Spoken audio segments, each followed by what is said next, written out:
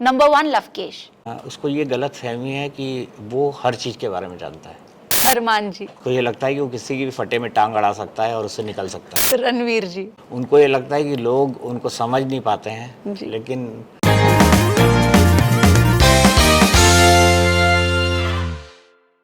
Hi, this is Aastha Tripathi and welcome to awesome TV which lets you be simply awesome. आज हमारे साथ है दीपक चौरासिया जी, जिन्हें हम सब जानते हैं, बहुत ही दिग्गज जर्नलिस्ट है, साथ ही साथ बिग बॉस में कंटेस्टेंट बनकर भी आए थे। आइए इनसे बात करते हैं। Hello and welcome to awesome TV sir. Deepak ji, सबसे पहले तो मैं आपसे पूछना चाहती हूँ, कैसा लग रहा है बाहर आके? फैमिली को मिले आप, क्या रिएक्शन थे उनके? बहुत अच्छा लग रहा है जी। अच्छा लगा कि बिग बॉस में मैं जब गया तो बड़ा निगेटिव विपरीत परिस्थितियों में गया था। मेरी फिजिकल कंडीशन भी बिल्कुल ठीक नहीं थी, लेकिन मेरी दोनों बेटियों ने, मेरी पत्नी ने मुझे कहा कि नहीं, जाओगे तो कर लोगे। और मुझे अच्छा लगा कि मैं 4 हफ्ते वहाँ पर रहा। जी। लोगों ने मेरे अनुभव से सीखा। मैं जिस नई जनरेशन से मिलने और सीखने गया था, उनसे मैंने काफ़ी कुछ सीखा। ज़िंदगी में वो काम आएगा और फिजिकली भी बहुत बेहतर महसूस कर रहा हूँ। But physically don't you think that this was a disadvantage for you? Because हम आपको, देखो, हम सबको चलते फिरते देखते थे, एंजॉय करते हुए देखते थे, वो एक पार्ट शायद आपने मिस कर दिया। क्या आपको भी ऐसा लगता है? एंजॉय तो मैंने खूब किया, हाँ, चल फिर नहीं पा रहा था। जी। ये बहुत बड़ा ड्रॉबैक था। जी। हाँ, लोगों तक मेरी उस तरह की एक्सेस नहीं थी, लेकिन फिर भी लोग मेरे पास आ जाते थे, मैं उनसे बात करता था, जब ज़रूरत लगती थी सलाह देता था। मैंने कोई चीज़ मिस नहीं किया, मैंने कोई पार्ट मिस नहीं किया, लेकिन ज़िंदगी में सही इंसान या अच्छा इंसान वो होता है जो अपने डिसएडवांटेजेस को एडवांटेजेस में बदल ले। और मैंने उसको बदलने की कोशिश की। मैं उन विपरीत परिस्थितियों में रहा, चला, और मैंने वहाँ पे लंबा वक्त में गुजारा। शुरू में लग रहा था कि शायद मैं इतना रह पाऊँगा, नहीं रह पाऊँगा, जी। 2 दिन रहूँगा, हफ्ते भर रहूँगा, 5 दिन रहूँगा, लेकिन मुझे खुशी है कि मैं 1 महीने बाद निकला, और जब निकला हूँ तो बेहतर हूँ और एक नए इनरिचिंग एक्सपीरियंस के साथ बाहर आया हूँ। उम्मीद करूँगा कि जीवन में भी जो वहाँ सीखा है जी। उसका मैं पालन कर पाऊँ। बट थोड़ी सी तो डिसअपॉइंटमेंट कहीं ना कहीं हुई होगी आपको रणवीर जी से, बिकॉज अगर आपको जब संचालक बनाया गया था और आपने वो टास्क में उन्हीं को जिताया, एंड ये तो मतलब बैकफायर ही हो गया कहीं ना कहीं, मुझे लगता है, बिकॉज आप तो कहीं भी नॉमिनेशन की लिस्ट में भी नहीं थे। जी, मैं बिल्कुल लिस्ट में जी। नहीं था। उस वक्त बिग बॉस ने भी एक गुगली फेंकी थी। पहले कहा गया था कि आपको सेव करने के लिए कहा जाएगा, लेकिन बाद में जी। आपको नॉमिनेट करने के लिए उन्होंने कहा। लेकिन रणवीर से ना कोई मैं नाराज़ हूँ, ना मैं उनसे कोई गिला शिकवा रखता हूँ। रणवीर सिर्फ एक माध्यम बने हैं। मेरे किस्मत में वहाँ 4 हफ्ते रहना था। हो सकता मैं शायद 4 दिन भी ना रह पाता, इन फिज़िकल परिस्थितियों में था, लेकिन बेहतर महसूस किया मैंने वहाँ पर रहकर। कई चीज़ें सीखी, कई चीज़ें सिखाने की कोशिश की। लेकिन मैं इतना कहता हूँ, रणवीर से मैंने रिश्ता निभाया। रिश्ता मैंने उनके साथ 1 महीने पूरे स्पेंड किए, उनको बहुत समझा, खुद वो भी मुझे समझ पाए। मैं मानता हूँ कि ये जो कुछ हुआ है, ये हमारी ज़िंदगी और हमारी दोस्ती में कभी बाधा नहीं बनेगा, और जो मेरे बेहतर संबंध उनसे थे, मैं हमेशा उन रिश्तों को निभाता रहूँगा, और आगे भी हमारे संबंध और बेहतर बनेंगे। बट क्या आपको लगता है कि ये एक मास्टरमाइंड वाली चीज़ हो गई जो रणवीर जी ने की? बिकॉज कहा गया था कि सेव करना है, एंड उन्हें सना सुल्तान को सेव करना था एनी हाउ, ठीक है, उसके लिए वो डटे हुए थे।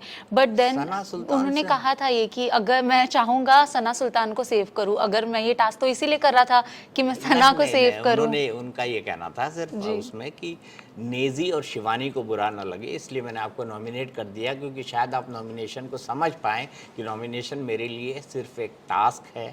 और मैंने उनसे कहा भी था कि ज़िंदगी में इस आधार पर निर्णय नहीं लेने चाहिए कि आपके निर्णय के बारे में कौन क्या किस तरह से सोचता है।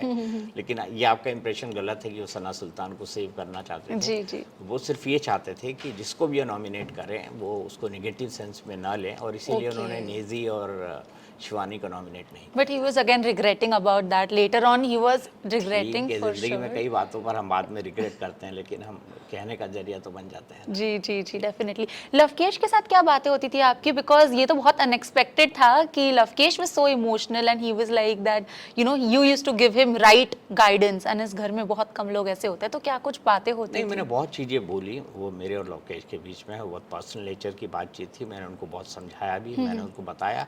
लवकेश और विशाल दोनों बहुत कम उम्र के, और कम उम्र में उन्होंने नाम भी कमाया है, शोहरत भी अर्जित की है, अपना एक्सपीरियंस भी अर्जित किया है। वो कई सारे लोगों के लिए रोल मॉडल हैं।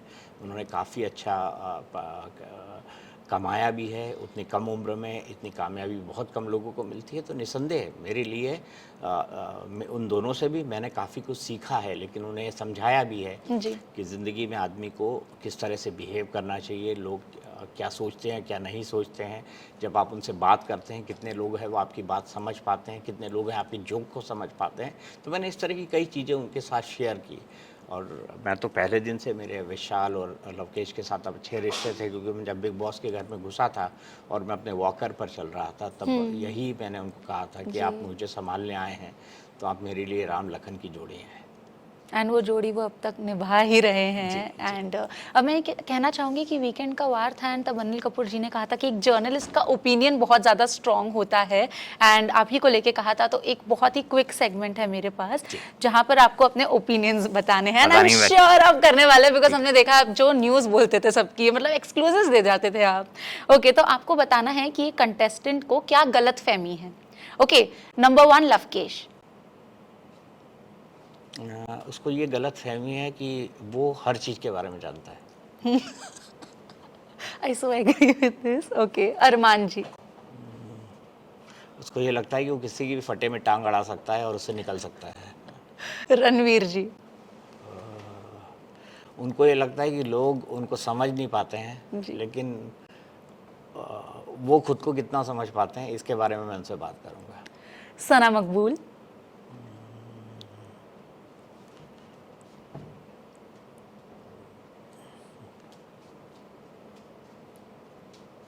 वो कहते हैं ना कि हर किसी का एक दिन होता है, जी, इस तरह जी। सना का भी एक दिन होगा। विशाल जी। विशाल वो बड़ा एंग्री यंग मैन था। But then still he did not slap him back. I mean, अगर आप वो सिचुएशन देख रहे होते, वो अनकंट्रोलेबल हो गए थे अगर लोगों ने नहीं पकड़ा होता। You never know. नेजी। छुपा हुआ खिलाड़ी। शिवानी, आपकी लाडली, बहुत रोई थी वो।